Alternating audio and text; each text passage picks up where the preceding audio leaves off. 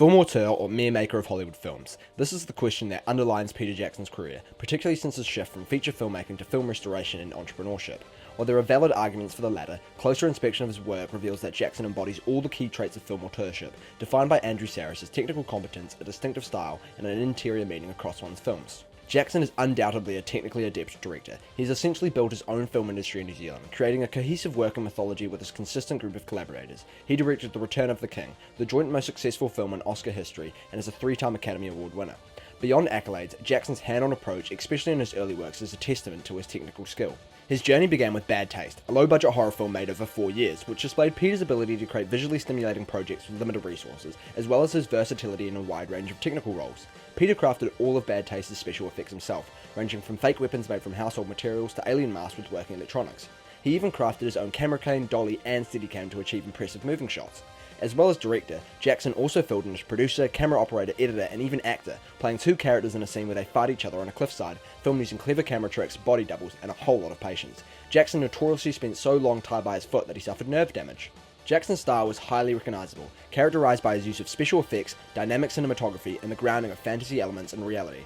Despite tonal and genre differences, Braindead and Heavenly Creatures are great examples of his approach, the former being a horror comedy about Lionel, a young man trying to pacify his zombified mother, the latter a psychological drama about the true story of 2 Christchurch girls, Juliet and Pauline, who murdered Pauline's mother. In the gore-fest Braindead, Jackson used a combination of stop-motion, puppetry, and practical effects to create visually stimulating sequences, such as the infamous lawnmower scene, where fake blood was pumped out at 18 litres per second.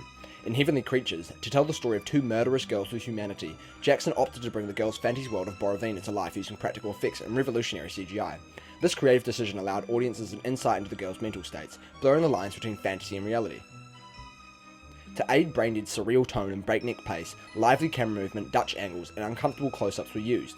This dynamic, off-kilter cinematography makes the film's outlandish story resonate effectively, while also being visually interesting, giving Braindead a unique look. In Heavenly Creatures, Jackson's sweeping wide shots and energetic camera movement initially reflect the girls' blossoming friendship, while static long takes during the climax create a contrasting sense of foreboding. Further distinguishing Jackson's style is his vivid imagery. Full of bold and colourful lighting to represent characters' mindsets or to manipulate the atmosphere of scenes, Jackson's extensively detailed and cinematic frames allow his films to feel simultaneously fantastical and immersive. This also speaks to Jackson's notion of ground fantasy elements and a sense of reality, with the use of fantastical, anatomically impossible gore effects in Braindead being effective due to the seemingly placid setting, drawing humour from the juxtaposition of 2 conflicting entities. In Heavenly Creatures, effects are used to photorealistically create Borovina, giving us an immersive view of the girl's perspective. When contrasted with the film's grittier family drama elements and its repressive 1950s setting, it's clear why the girls want to delve deeper into their fantasy. This speaks to 2 recurring themes of Jackson's that make up his interior meaning, the subversion of particularly colonial authority figures and the contrast between appearance and reality. In Braindead, Jackson uses the zombie comedy genre to explore the unbalanced relationship between meek Lionel and his authoritarian mother Vera, and expose the conformist attitudes associated with 1950s New Zealand. Vera keeps Lionel under her thumb by making him believe he is guilty for his father's death, but this facade unravels as she becomes a zombie, and Lionel, still devoted to his mother's care, desperately tries to keep up appearances with friends and family at the cost of his well-being. By contrasting a seemingly idyllic society against the sinister reality lurking below it, Lionel's struggles serve to illustrate the pressure to conform and appear amicable in colonial New Zealand. Soon, Lionel discovers the truth. Vera, seemingly the law-abiding neighbour, had killed his father. Afterwards, Lionel finally stands up against his mother, defeating the repressive authority that ruled his life. Heavenly Creatures similarly critiques colonial authority, opening with archival footage promoting Christchurch as a subservient colony, then juxtaposing it with the blood-soaked Pauline and Juliet running from the bush, suggesting the sinister underbelly below colonial New Zealand. Later, the girls continually reject authority figures, denouncing parents, teachers, and even the royal family.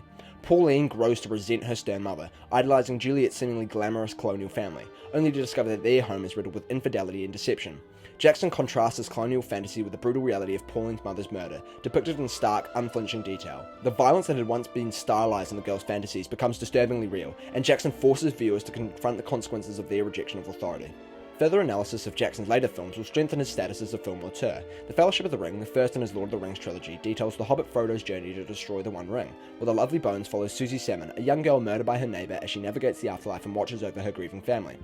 Fellowship is notable for its pioneering use of special effects to bring Middle-earth to life. Jackson employed innovative techniques such as scaling up. To create locations such as Minas Tirith, detailed bigatures were created, allowing for close-up shooting without being inconceivably enormous. Scaling down. Size differences between Middle-earth's races required the use of forced perspective, scale doubles, and varying set size, all composited together to create seamless interactions between differently sized characters. Bringing it to life. To make Middle-earth appear palpable on screen, extensive work went into creating tens of thousands of props, costumes and prosthetics that actors could actually interact with. Tens of thousands. To feasibly stage large-scale conflicts, massive software was developed, which simulated realistic battles between thousands of autonomous soldiers which could then be digitally captured. The Lovely Bones, like Heavenly Creatures, illustrates Jackson's ability to integrate visual effects with emotional storytelling. The in-betweens, the surreal afterlife Susie inhabits, changes in appearance to reflect her and her family's emotions. This stylized, dreamlike realm was crafted using extensive CGI, allowing sequences like giant ships crashing on a beach, a metaphor for Susie's father's grief, to bridge the gap between fantasy and reality. In Fellowship, Jackson used swooping wide shots to emphasize the beautiful vastness of Middle-earth. Whether pulling back to reveal grand landscapes or diving through Isengard in a continuous long take, these camera movements energized the story, making Middle-earth feel like a tangible place. This was achieved by compositing real-world locations with bigatures and CGI to create visually stunning photorealistic frames that are full of life. Similarly, The Lovely Bones uses sweeping wide shots to capture the beauty of the in-between, evoking awe as Susie explores her ethereal world, echoing Jackson's approach in Heavenly Creatures, using imaginative visual language to represent characters' psyches. In contrast, Jackson employs tight, uncomfortable close-ups during the film's suspenseful real-world sequences to heighten tension and accentuate important details. To ground Middle-earth in reality, Jackson approached the trilogy as if he were making a historical epic, designing costumes, weapons, and environments with references to existing cultures.